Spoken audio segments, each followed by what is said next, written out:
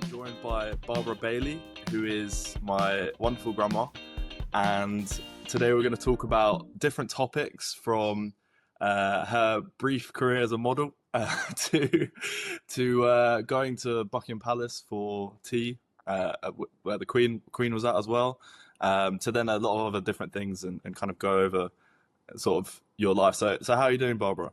I'm good, thank you. Bit nervous, but we'll carry on. That's very normal. So yeah, don't it's okay. So yeah, let's get cracking into it. So I think just to begin with, give us a sense of like where you grew up and what sort of family did you grow up in? Right. Well, my parents were in the fire service during the war. My dad was a fighting fireman during the war, and my mum was in the fire service. I don't think she fought fires, but she was in the fire service. They were married, and I was born the end of the war, 44. And because I was so young, they used to send you away in those days down to different places away from the bombs. And they sent my mum and I to Devon, and we stayed with a vicar who my mother said wasn't very nice. I slept in a drawer, but that was absolutely fine as long as no one closed the drawer. That was no problem. And after the war, we came back to London. So, so your mum like took you to Devon. Was it like mandatory? Was it like a sign? Did you have to go, or was it like optional? How did it work? Well, no, all the younger children that were old enough to go without their parents, I think 5-year-olds and different ages like that, they all went on their own and they stayed with different families down there. I don't think you had to go, but it was advised to go to avoid the bombs. So that's where they sent all the young children during the war. It's kind of like the plot for Narnia. I don't know if you've seen Narnia. They send the kids to the countryside. Yeah, yes. But my mum enjoyed her time in the fire service. Actually, she enjoyed that very much. But then we had to go down to Devon. So is that how your parents met in the fire service then? Yes. Okay. Yeah, cool. So would you say that your family was like, after the war, were they quite well off? Like what sort of people were they? No, they weren't well off at all. My dad was a builder decorator, and but they went to live with my father's parents. Somewhere in Catford, I think. We stayed there for a while, and then I can't remember much after that, my really young life. And then we had a flat at Crystal Palace, and it used to be the German ambassador's flat during the war. The house had a huge golden eagle on the top. Never did find out quite what that was there, and I don't know if it's still there now, but it was a huge golden eagle on the top of it was a 3-story flat we lived in. And then we were offered a house in Lee. Where we lived till I left. I'm surprised that the Germans had an ambassador in London during World War II. Yeah, I didn't. Yeah, that's what I've been told. Whether it's true or not, I don't know. But as I say, the eagle on the top, I don't know what that was all about. Perhaps I should have found that out before I got on this podcast. That was really interesting. So I think moving on to like your perhaps like late teens and like 20s, I'm curious so that would have been in the like around the 1965 for you. Do you think? No, my daughter was born in 64. Well, if you were born in 1940, 44, so like 20s, yeah, around. I moved to the house when I was 15. Okay. So, what was it like at that time period? Do you think you ever expected that you were going to get a career, or do you think that you were kind of thought you were going to be a housewife? Like, what do you think it was like in your mind back then? Do you remember? Well, it was different in those days. As you keep pointing out to me, we didn't have iPads and phones and all that sort of thing. So what did I do when I was young? We spent most of our time outdoors. No, I was 15 when we moved to the house. But when I was younger, back in the flat, I can't really remember much of that. But when I moved to the house, I was 15 and I left school at 15. So I had no qualification. In those days, they sort of gave you a quick talk about what you want to do. It wasn't anything like it is now. And I went to work for Marks and Spencer's. And I eventually went to their head office and worked at their head office. So okay. that's... So what, like back then, like in your 20s, they had like dance youth clubs. They didn't have like nightclubs how we have now. They had like, I've seen that they had like halls almost where, tell me if I'm wrong, because this is just what I imagine it. Was it be like, there'd be the men on one side and the women on the other side, and then like... Absolutely. We all danced around our handbags on the floor. I used to go to Hammersmith Palais. And it was exactly like that. Yeah, and the men only came to dance with you at the end of it all, so they didn't have to buy you drinks until the last minute, and hope to take you home at the end of the day. But yeah, it was like it wasn't. It was just music and the girls really dancing on their own, and the guys all sitting around the edge. You're absolutely right. Really? So that, Mind you, that is where I met my husband, my first husband. I was yeah. with him. Do you Yeah, because remember that? Do you remember where you met him, like the night where you met? I remember him. Yes, he used to tell my daughters stories at night when they were young, and they used to say, "How did you meet Mum?" And he used to say she was surrounded by men, and I came in and asked her to dance, and that's what he used to say. I don't know, I can't remember, but yeah, that's where I met him. Yeah. And we just hooked up, and he just, because it was a long way from Hammersmith to Lee for where I lived, but he used to come over and see me, and that's how I met him. So once you were together with him, did you then stop working at Marks and Spencers, or did you work like part time and like raise kids? Like, what was it like?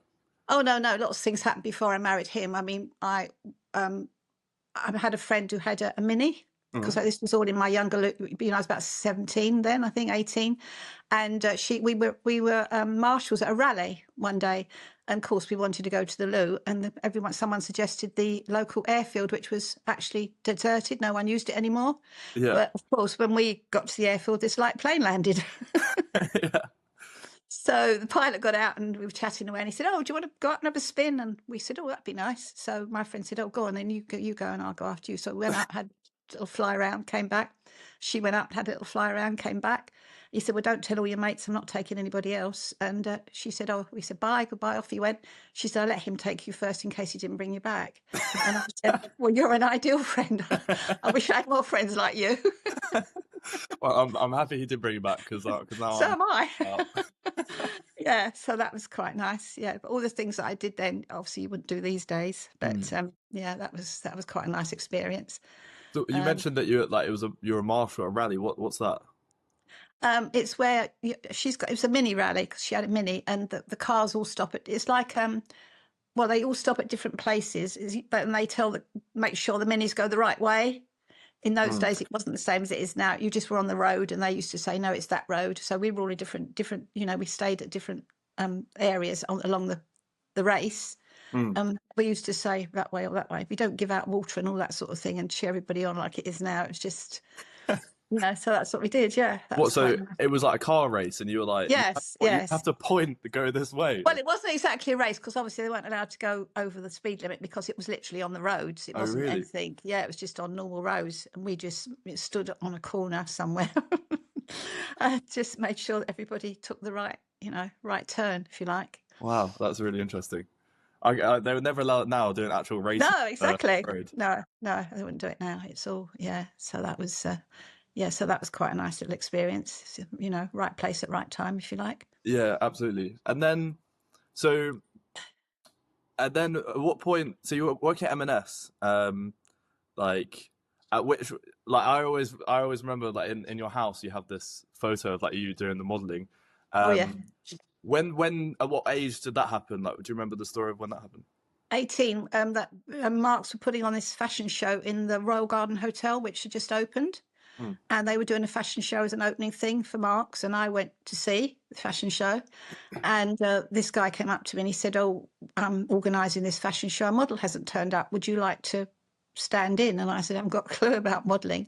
And he said, "Well, I'll show you how to walk." He said, and I mean, it's very amateur. It's only, it wasn't anybody like Naomi Campbell or anybody strutting down the runway. So yes, I did that and I thoroughly enjoyed it. And they called me back every time after that to do all the Really? fashion shows. Yeah, the best one was at the Dorchester. That was such a lovely hotel. But while we were at the Royal Garden Hotel, someone left, nobody had stayed there, opening night. Mm. Someone left a tap on the fourth floor or something, and it came all through the ceilings all the way down. Oh So my that God. on the first night it opened, that was so sad. But anyway, the fashion show carried on and there were lots of people in the audience and it was great fun. I enjoyed it. So, You're just on the runway and there's water dripping on your head. oh, no, no, not quite like that. It was in a different area. Yeah, but that was, I enjoyed that. That was good fun. And then I went back to all the ones they did after that. They just said, "Do you want to carry on doing it?" I said, "Yeah, lovely. Yes, please." And they gave me all the clothes as well afterwards. So that Oh, was they nice. did. Yeah. I can't imagine like if you're just working in a supermarket and then you're just going to do like modeling on the evening. Well, no, well, it was nice because because sometimes he went away for a few days, so he had to make. He said, "No, you go, carry on." He got me a chauffeur and a limousine one day to take me to the fashion show because he was a nice manager. So that was nice. Wow, that's incredible. Yeah, yeah. So that was good. Did you ever like? Was there a point where you enjoyed it so much that you thought, oh, you might want to do it as a career? I think it was more fun than a career. I don't think it was. No, I don't think so. Because there was a lot of us, and we had to have a minder because we were only 18 or under 18. We had this minder who wouldn't let us go anywhere. You wouldn't do it now, would you? Can you imagine it now? Yeah. People at that age having a minder. Yeah, we had to stay in and couldn't go out and all this business. Was So he was like the chaperone? yes, yes, Did anyone yeah. ever like just sneak out? No, we didn't do that. No, You were we were well good in behaved. those days. Yeah, we were well behaved in those days. Yeah, it was good Oh, that's fun. good. Mm, That's very mm. good. So, at what point did you think that you were going to like settle down with my granddad? When I was 21, I think, Mm, got married and settled down and had your mum at 22. mm, And then I stopped work then. I didn't go back to work. And then my brother said, did I want to do some work? Because he's got a Bentley and Rolls Royce garage that he runs and owns. mm. And he's got those beautiful cars. So he said, do you want to come and work here for when the kids are at school, while my child is at school? So I did that, worked for him. And then I had another child and did the same thing. And then when they got a bit older, I worked for him sort of full time for quite a while. And so, what was it like working in a mechanics? Because I watched a documentary the other day about these women that had started like women only mechanics garages. So like they said that oftentimes, so let's say like a woman wants to go get her car checked out, like an MOT, for example. A lot of the time they'll be ripped off because they might not know anything about cars. So these women mechanics started like a garage that's just only got women staff as the mechanics. So then they like women who would usually be ripped off at a normal garage can go there and know, like, trust more that they're being taken seriously. Do you think that? Did you ever experience anything like that in the garage when you worked there? That there was like an element of maybe sexism, but it might not have been seen back then because obviously it was a long time ago. But what was your feelings on it?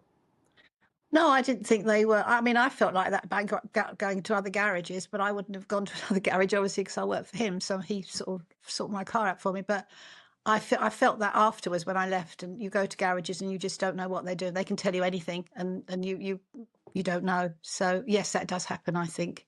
Mm. But we didn't do that down there, of course. No, that's good. And then so my granddad was in the police at the time. Yeah. Um, there's a story about I think him sort of getting some sort of medal, and then you both going to Buckingham Palace. Do you want to tell that? Because I think when I think about it, I don't know the full story really.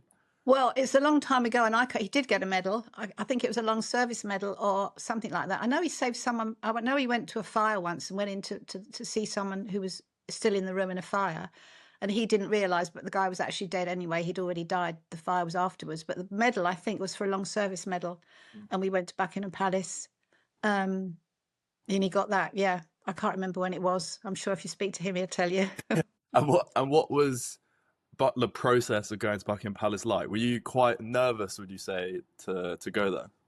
No, because it wasn't, because I went to the garden party, but that was years later. But Mm. when I went then, it was no, you just went in, you all sat in a room. I can't remember which room it was, and they were called up and got the medal, and that was it. It wasn't, didn't get anything. You just got the medal and came away, really, as far as And, I can remember. and who gave the medal? Was it just a member of the like? I think it was the Duke of Edinburgh. Okay. I think. But I should have researched that one before I couldn't. I can't really remember. Were you all not that. just like so like Overwhelmed? yeah, the whole situation, or were you just kind of like, oh, I've been a model, I'm used to all this now? Oh no, it wasn't like that. No, it wasn't scary or nervous or anything. You just sat in the audience. It wasn't anything, you know. Yeah.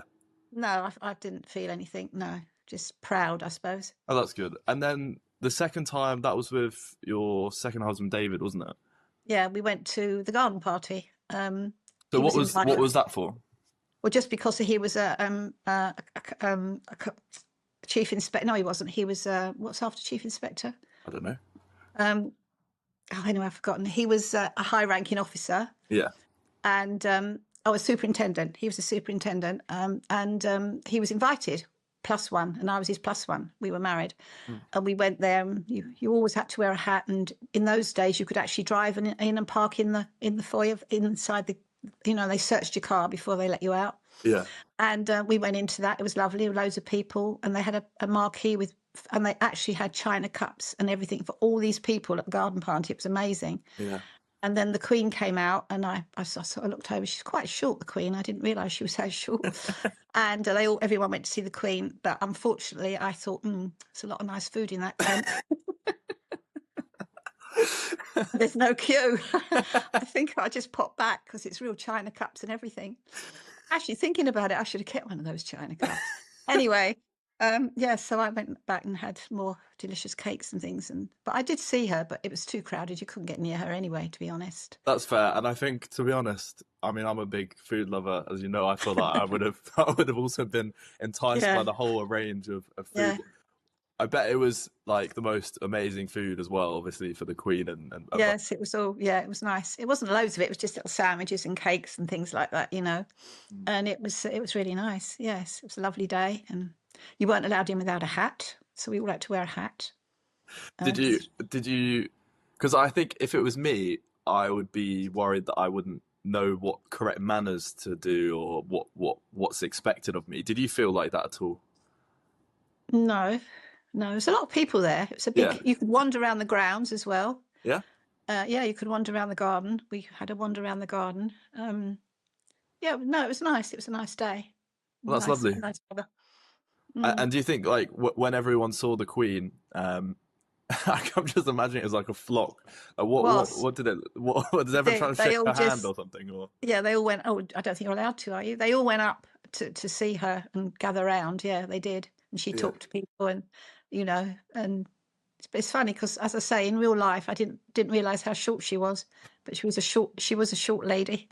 But, you shrink as you get older, don't you, as well? So I suppose. Well, I know I have. Yes, can't read the top shelves anymore. It's like we're going opposite ways, Grandma, every time we see you. Yes. Go that way and that way. All goes down into the middle and spreads out. Yeah. the normal things of aging. So that was with David, that like your second husband. He also, I think the other story which I find really interesting was like about how he used to go to like Margaret Thatcher's house quite a lot. So tell me why he was going there and sort of what was happening about that. Well, because of his rank, he was sort of given the I don't know, pleasure, if you like, of checking them out. Not exactly that, but he went round there one day to their house, which I believe was in Dulwich, and they were in the garden talking about different things. He was talking about security and everything, and Dennis fell in the fish pond. So he had a couple of drinks. I mean, it was a very shallow fish pond, but he fell in the fish pond. Was it like everyone was outside? Like there was a lot of people there, and then he just. Oh no! It was just the three of them, and the security guard or whatever in their garden. It wasn't anyone else. No, so no one else saw.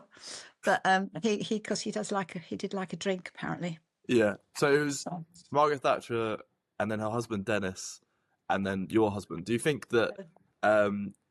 Did he go there regularly, like once a month, to sort of like? Oh no! It was nothing like that. I think he was asked. They asked him when they wanted him to go, or he was just sent to talk about security and different things like that and everything. I don't think he went every month. No. And do you remember what sort of he said Margaret Thatcher was like? Did he talk about her at all? He didn't really. No, he wasn't supposed to discuss anything they discussed. He just told me that he had fallen in the fish pond because he. I had a couple of drinks because he was allowed to tell me that. so.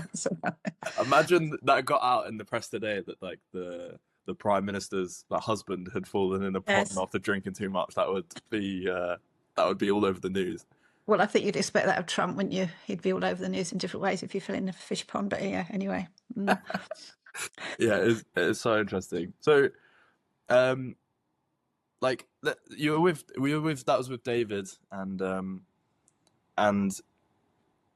you went on a lot of trips with David, didn't you? I think you went on like road trips and things like that. Was it quite typical for people to go on holidays back in like the 60s, 70s? Did you go? This was Or long. did you, This was long after that. I mean, Emma was. No, it was 80s, wasn't it? Not the 60s or the 70s. It was, yeah. We did go on lots of trips. Yeah, we went on we did the lots of road trips. We drove. His son lived in Italy. We drove down to Italy once. That was a long trip. Don't think I would advise that really. It's a long way because I said I would not drive because it was the other side of the road. I'm not driving on the other side of the road. yeah. So we did that trip. We did the Ring of Kerry in Ireland, which was really nice. Well, it's all the best places in Ireland where you drive around this and it's beautiful. And we did the Champagne Trail. That was lovely as well in France. That was a really nice trip and different things like that.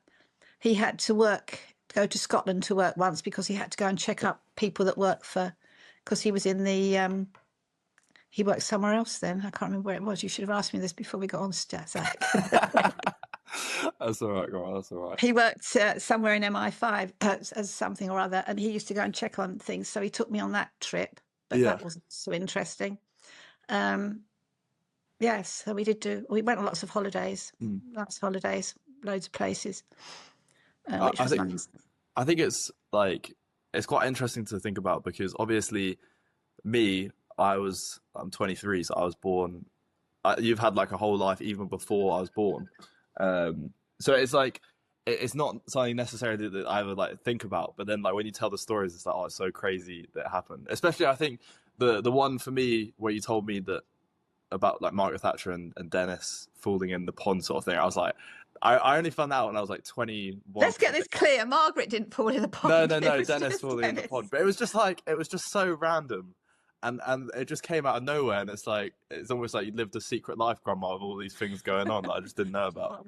Yeah, lots of I've been on the earth a long time, haven't I? Let's face it. So things happen.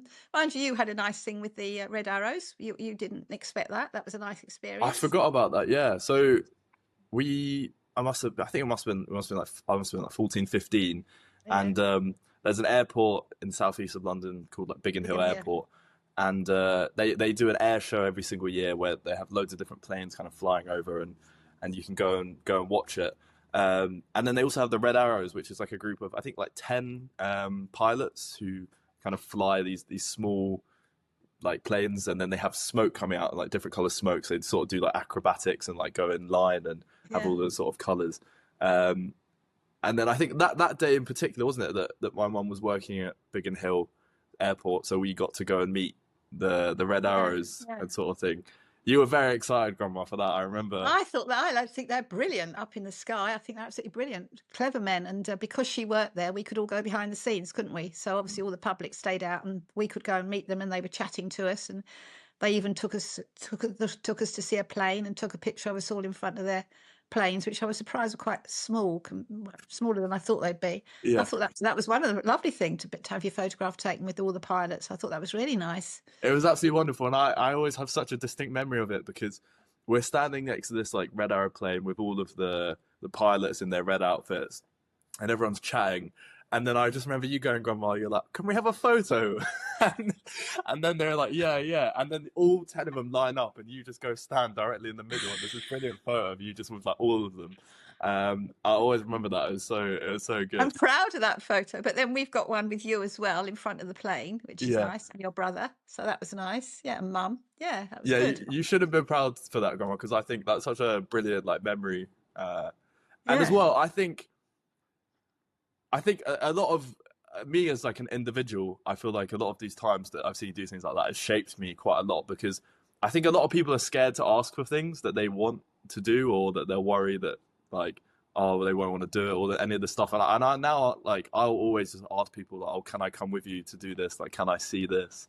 Like, can you show me around here? And people are so willing and open to do that sort of stuff if you just ask. And it's really nice. I think, yeah, you definitely gave me the confidence, Grandma, to do that sort of stuff. Oh, good to hear that then. Yeah, mind you did that. This guy was pretending to be Jack Sparrow. We really thought he was the real guy. Do you remember when we were in London? Yeah. And we did have had you've got a photo with him as well, and everyone thinks it's the real Jack Sparrow, but obviously it's not. But he looks so like him, everyone thinks it is. So for So context for that, I think that was, I remember I must have been really young, but that was in, I think it was at Trafalgar Square. was it? Yeah, and they had this like, they had loads of stalls going on, and they must have been, it was so long ago, they must have been promoting the Pirates of the Caribbean films. I can't imagine why Yeah. the Jack Sparrow guy there. But then yeah, so he was dressed up. And even now, when I look at pictures of that moment, he does look exactly like Johnny It Depp. does. I still am convinced it could have Yeah. actually been Johnny Depp. And Well, I'll picture I was showing someone the picture because I've got it up there, and they said, no, that's definitely Johnny Depp. So I said, yeah, it is definitely. They said, yeah, I can see it's Johnny Depp. It looks. But when you look at him, you can tell because he's shorter than me, the guy standing. But Johnny Depp is taller than me, so that's the way. Well, he might be the same as me now because I've shrunk. But you know, how do you know, Grandma, that Johnny Depp is taller? Have you stood next to him? Well, because I looked him up and I thought, oh, that's So I can't make out it's him because this guy's shorter than me. Yeah. I remember a lot of those sort of like events in London because I think so like my mum was like a single mum, so she would work a lot, and we'd kind of get dropped off at your house to over the summer holidays and weekends and stuff. I seem to remember just throughout the childhood, and I feel like you managed, Grandma, every weekend to find something completely random or unique going on in London. Yeah, we did some nice things in London. I don't know how I how did found you them. find it? Yeah, because this I was, don't know, but I've got some lovely photos of different things what we did and everything like that. And yeah, we even went to the Titanic exhibition, but your mum came to that one.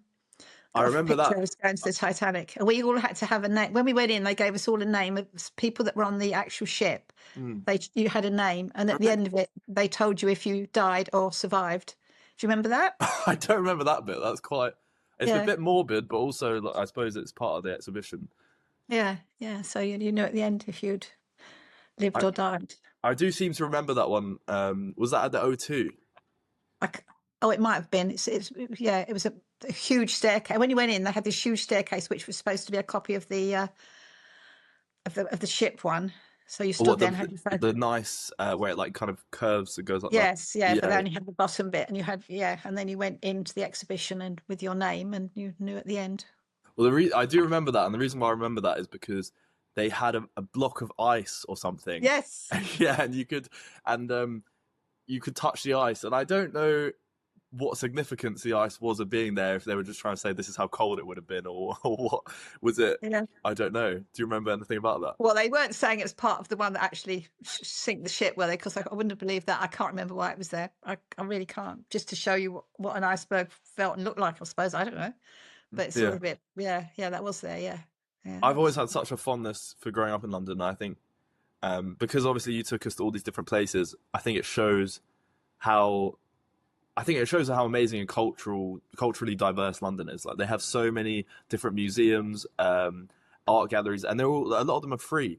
I yeah, think that's like the main benefit of it. It's like we used to go to like the history museum and the science museum, all of those sort of things. yeah. And the South Bank always had things going on. Do you remember the South Bank? Yeah, Always had something there going on, like the giant chairs and the cow that looks like it walked through a glass window and things like that. It was just amazing. You look at your albums, and it's lovely to look back and see all the things that you perhaps have forgotten, and then you see the picture and it brings it back to your memory that oh yeah, we did that. Yeah, it's nice, good fun. yeah, absolutely. And I think South Bank as well. I have a lot of memories there because I think it was quite an easy train for us to get to South Bank. It was quite quick, and they I don't know if people have been to South Bank, but they still have. There's a bookstall there where they have. I think it's underneath the bridge, and they've got like rows and rows of books that you can just buy every book for £1. And we used to walk past there all the time. They still do Yeah, that today. yeah. And then they've got The skate thing. You remember the the skate skate thing? park as well. That's quite famous. And then they've also got like the National Theatre, I think it is, where they have a lot of plays going on in there. Um, yeah, all sorts of things, and and they had some water fountains as kids that we used to go to, and the water fountains everyone would play and that sort of thing. I think Yeah, I've always loved how culturally diverse it is, even now, because I'm obviously not in that city anymore, like unless it's like the summers or things. But every time I've got plans to come back to London, I'm always looking like, oh, is there something really random we can sort of do? Like with my friends, like, is there something that we can go and do that's so unique? So I always love like the Tate Modern as well. They have a lot of Yeah. unique things going on there. They'll have late nights at Tate Modern, which is where the last Friday of every month they'll keep the Tate Modern open till like midnight, and you can walk around the gallery and like get alcohol and drinks, and then they have a DJ booth set up. Oh, really? Yeah, and there's like loads of people dancing around the DJ booth, and so that was that. I remember that as well. And then when I went with friends, they had one exhibition where there's this artist called Yayoi Kusuma. She's like a Japanese artist, and all of her artwork revolves around using dots, like little polka dots of different colors, and she'll use loads of these dots to make different pieces of art. But what they'd done is, when you walk into the Tate Modern, it almost looks like this old, where they used to make ships or something. It's this large hangar, and then you can go into different exhibits almost. But in this hangar, they'd put almost like a living room and a kitchen, but all the furniture, all the artwork on the walls, all of the walls, everything was white. So there was no color whatsoever.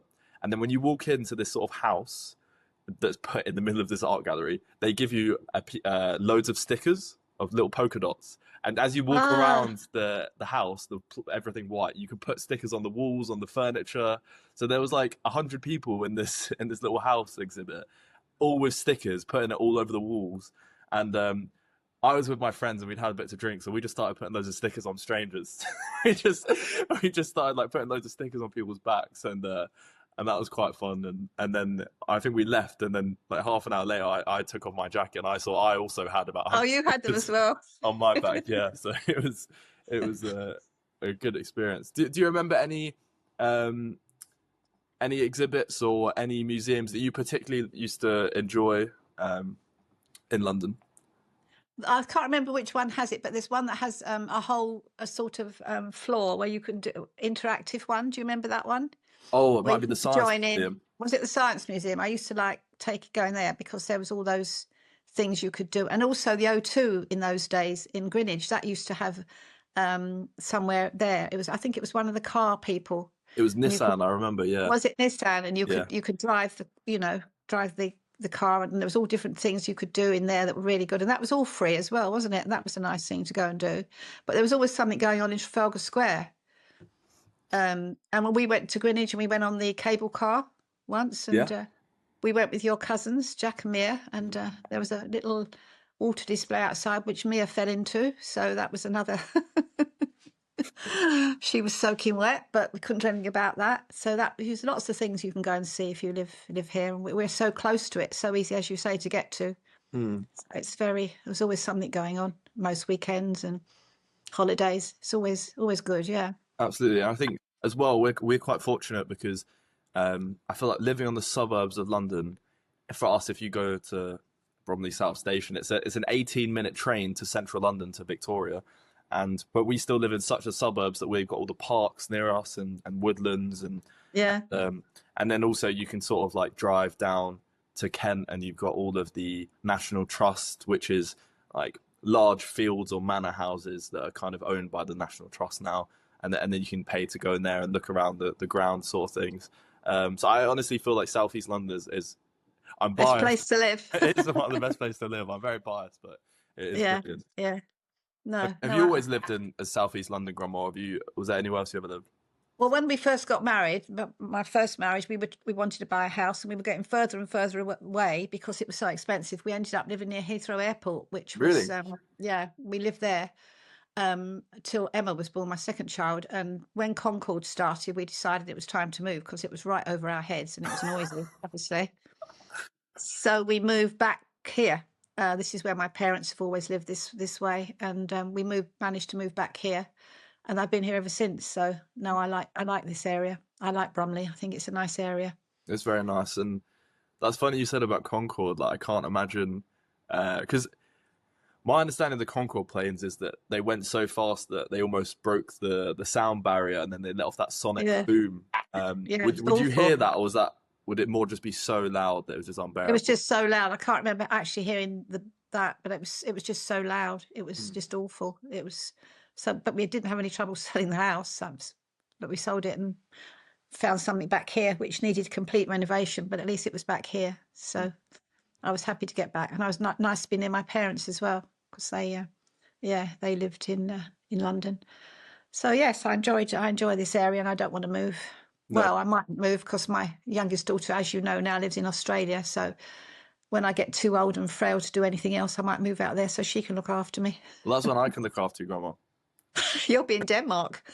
Well, I've actually talked about this with Cecilia, and she's said like that she'd be more than happy to ever look after you if that ever came to stuff like that, which I think is nice. I think, I mean, I have a lot of friends from different parts of the world, and I feel like that's one thing that you see in a lot of other cultures outside of Western society is people who are very good at like taking care of their family and are very close with family. Whereas Western culture, I feel like, is a lot more individualistic. Things have changed now, haven't they? Because when my parents were younger, no, they all stayed together all the time. No one moved away. I mean, I loved my younger life when I had the children, when I popped in to see my mum and dad, and we spent Christmas there and things like that. But that's all changed now. I mean, my family are all over the world. My sister's in Greece, and my daughter's in Australia, and everyone just travels and goes away, and you probably leave London as well, so everyone just, but when we were young, no one did that. We all stayed near each other, and why do you think travel. Why do you think that people travel more now than back then when they used to like stay all around together? Well, because I think they've got the jobs come up, don't they? I mean, Australia, for instance, where my daughter's gone, it's a lovely place to live, and her husband was offered a job out there, he couldn't refuse, so they went out there. But I've been out there, as you know, a couple of times, and it's a lovely place. But if I go out there, don't know anyone, and at my age, it's not that easy to make friends, is it? And I'm enjoying my life here, so, but I miss everybody there because they're always away. Everybody's always away. Yeah. I think if there's more money, jobs as well, take them away. I think their education, when they get better education these days, so they know more things about travel and going different countries, and it's a good thing. I mean, you've done a lot of traveling. You've been all over the place, so you've done a lot of things in your young life. Yeah, I think it's very cheap as well compared to what it used to be. I think that at least for me, like the reason why I travel a lot is because it's just so cheap. Like the Ryanair flights, you can get a flight to another European country for like £20. So it's almost like there's not really a reason not to. It's just like experiences that are very cheap. I suppose when you get a proper job, you can't really keep taking off like that, because they wouldn't put up with it, would they? So when you're actually working full time, you can only really go in holidays and things. You can't go just when you want to, because there's a cheap flight next weekend. So you've got to sort of not settle down. I mean, I agree, but also I disagree in the sense that that I think that a lot of jobs now after COVID, a lot of jobs realize that you can work from home and work remotely. So I think that a lot more jobs now offer either working as hybrid or working remotely. And in that sense, you can sort of travel and work remotely. I mean, a lot of the work that I do now is remote. So then I could easily go to Denmark and, stay with my girlfriend and do work there. So it's, in that sense, I think it allows traveling. Even to link that as well, a lot of the times when I'll go to other countries and stay in a hostel, you'll be in the sort of cafe or the lounge of the hostel, and you'll see loads of other people doing work on their laptops. And I've spoken to them before, and they'll just be working remote jobs. So I've met like an English guy I remember very clearly in my mind. His name was James, and I met him in Budapest, and we like spent the whole day together. And he was working a remote marketing job, and he's literally just traveling Europe for like, he'd been traveling for 6 months, and he works every Monday to Friday online doing this work. Yeah, there are jobs like that, but obviously there are lots of jobs that you can't do that. I mean, I know you're not going to be a doctor or a dentist or whatever, so it depends what you're doing. Will you be able to do that with robotics? Hopefully, we'll see. I think how can you do it with robotics? Yeah, no, I agree. I think, to be honest, I think a lot more productive work is done in the office. I at least think, even personally, even though I do enjoy traveling while doing work, I think I do my best work when I actually go in and speak to other engineers and work with them. But I don't Yeah. like to admit that because obviously I prefer to sort of travel and and do my own thing.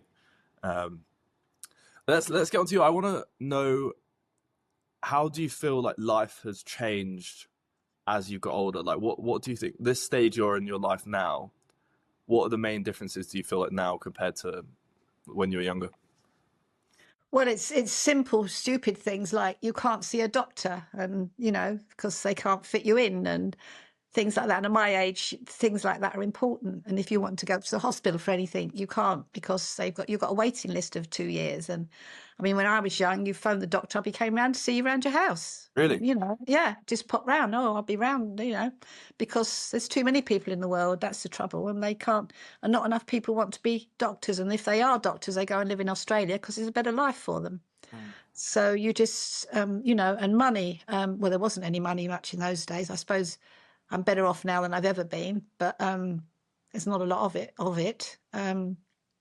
Food is expensive, and I mean, when we talk amongst ourselves, all us old people, we say, "Oh, the good old days were much better than it was," and then you get a youngster saying, "Yeah, but you didn't have an iPhone, you didn't have this, you didn't have that," and we said, "Well, we managed without it all." So I'm Yeah. sure, you know.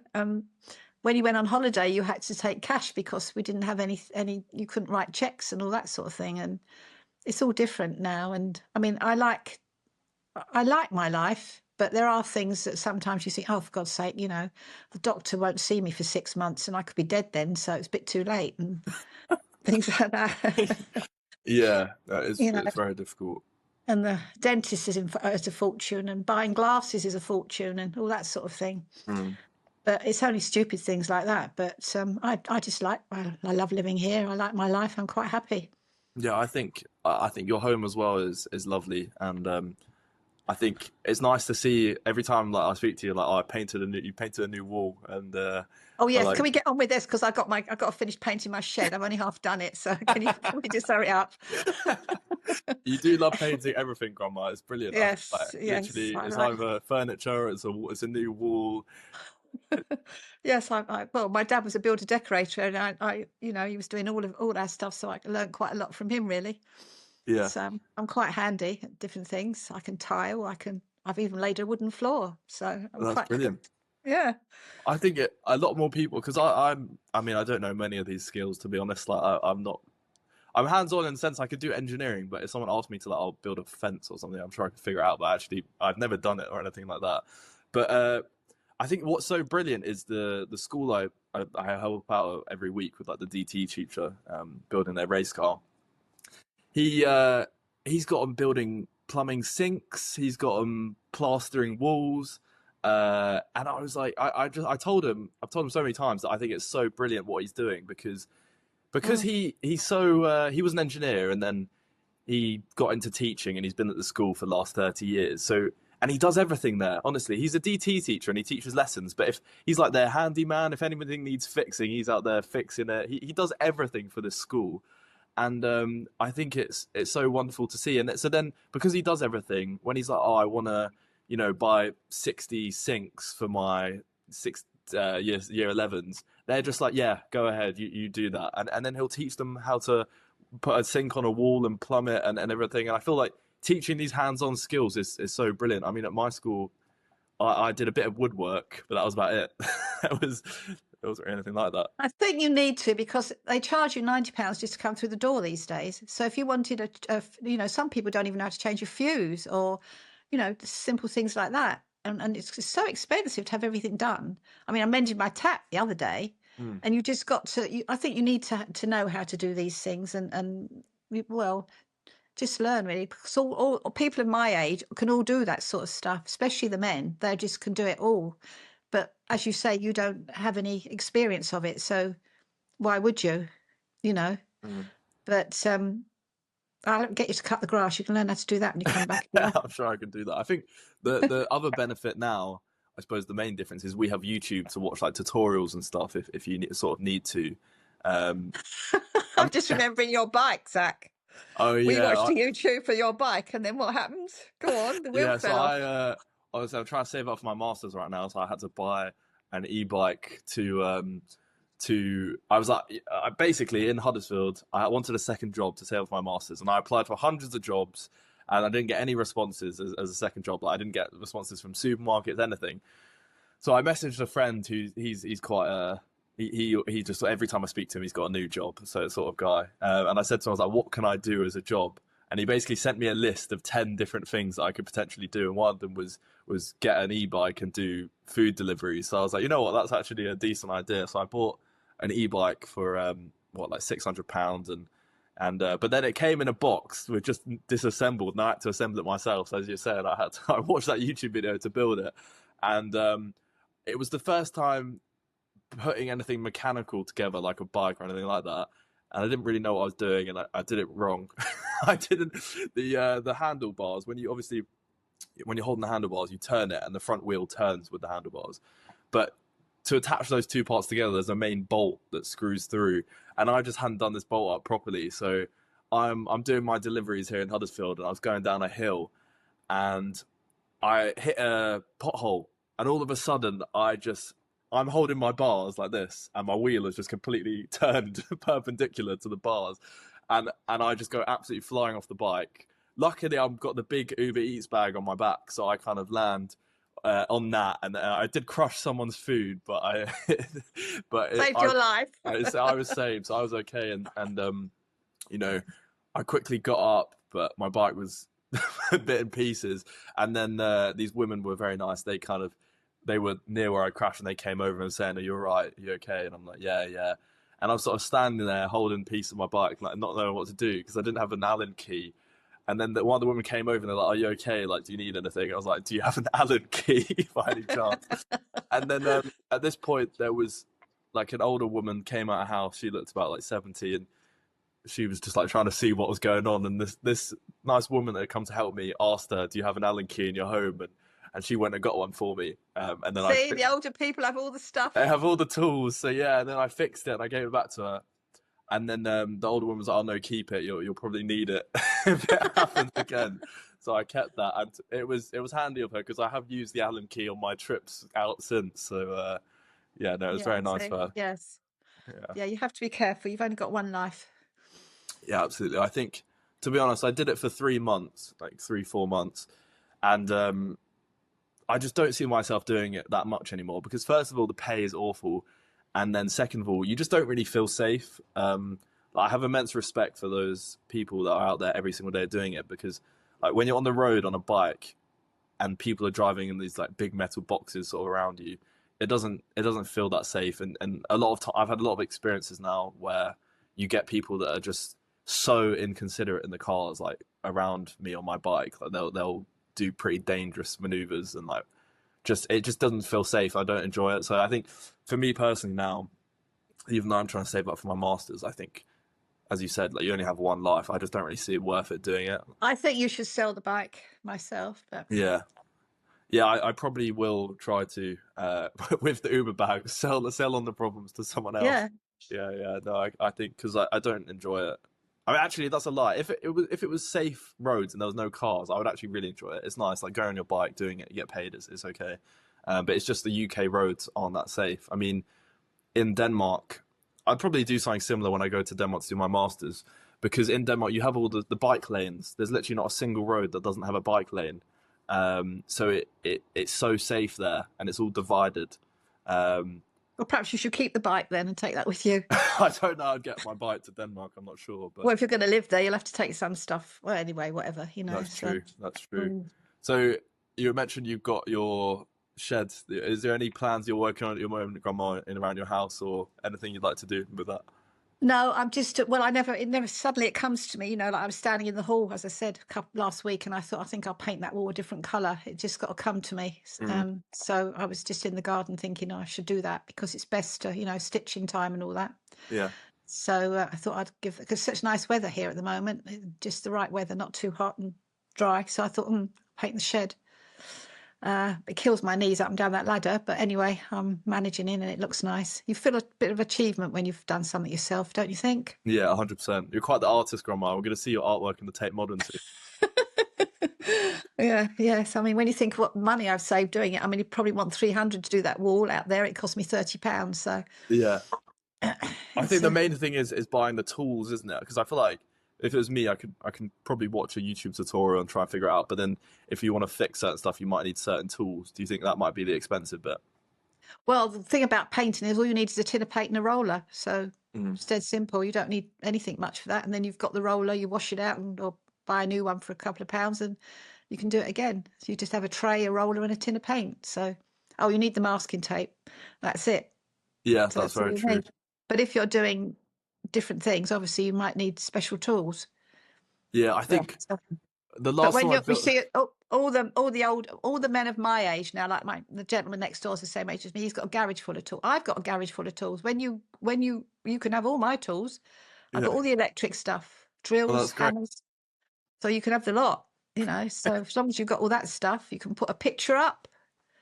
Simple things like that. Who'd put a picture up? They probably got sticky things you can do it with these days. But Yeah, that's what I've used. I think the yeah. last time I actually built something like that was when I went to Denmark and I helped Cecilia build a new bed.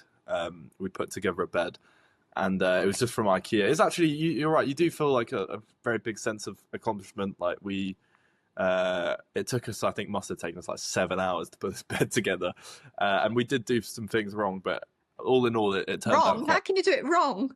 well. Basically, there was a piece of plastic. This bed, the reason why she bought it is because her room's quite small. But obviously, when I go there, I don't want to share a single bed with her. So she bought this bed where it's a single bed, but then when you want to, you can pull out a section and Ah, it's right. a double bed. So I helped her build this, but then if you imagine the one of the bits has to slide underneath the single bed, and the sliding mechanism, you have like little plastic bits that go on the bottom to help with the sliding I'll mechanism. make it smooth. And Yeah. we just put this with the plastic bits. We nailed them into the completely wrong part, so now it has to like almost scrape a little bit to go in. But apart from that, it's okay. I was going to say you had IKEA beds when you were in your little flat round the corner. We put them together, and Yeah, they were okay. But no, it didn't have that bit that slides in and out. So that's probably the bit that was difficult. Yeah. I think IKEA is brilliant, and I think one of the biggest reasons why I love building stuff and like I'm an engineer is Lego. I don't know, like you and Mom used to buy me so much Lego when I was a kid, and now I just have like a passion for like building things and making things from scratch. Uh, Actually, Cecilia's mum bought me a Lego set for Christmas as well. You made some lovely, complicated Lego stuff when you were younger. Yeah, it was really enjoyable. I think it definitely. I think even their motto, Lego's motto, is building the engineers of the future.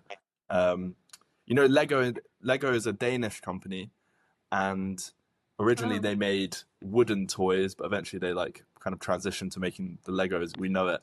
But Lego in Danish is short for uh, Legot, which means we play well.